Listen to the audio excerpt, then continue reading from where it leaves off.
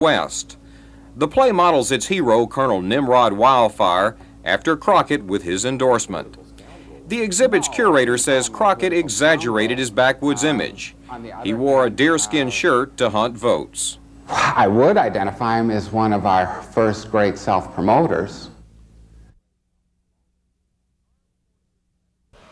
The Armed Forces Medical Museum looks as ghoulish as Dr. Frankenstein's lab. Its visitors see jars of pickled brains, bullet-wounded hearts, and a grotesque leg bloated by a tropical disease. The exhibits may appear freakish, but show major advancements in medical science. Within this collection, we have an example of just about any type of disease that would be of interest in terms of medical research or teaching. This modeled medical library contains 14,000 limbs and organs. The museum was founded for research during the Civil War. Disease and infection were killing more soldiers than bullets. Well, the Surgeon General gave a very broad mandate to the officers to collect any specimens of what was called morbid anatomy, pathology, injury, or abnormality to be sent to Washington for study purposes.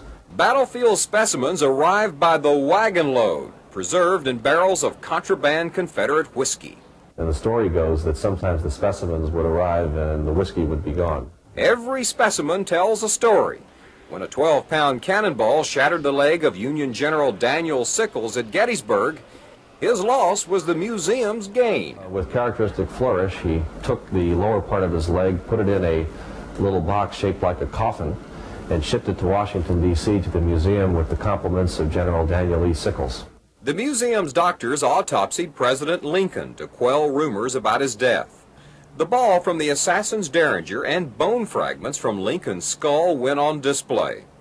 Later, the museum turned to curing infectious disease. Curator Walter Reed found the mosquito carrier of deadly yellow fever. In its heyday, it was Washington's most popular museum. More than 1 million people a year beat a path to its door. But in 1968, Congress evicted the museum from Washington's Mall to make room for a modern art gallery. The collection suffered years of neglect. It's recovering with a computer catalog. Records of still lost tissue samples may document the existence of AIDS as early as the 1950s. A new AIDS exhibit shifts emphasis to public health education. The Armed Forces Medical Museum wants to be remembered as a pioneer in biomedical research. But beneath the science lurks the dark appeal of a carnival sideshow. Robert Riggs, Channel 8 News, Washington.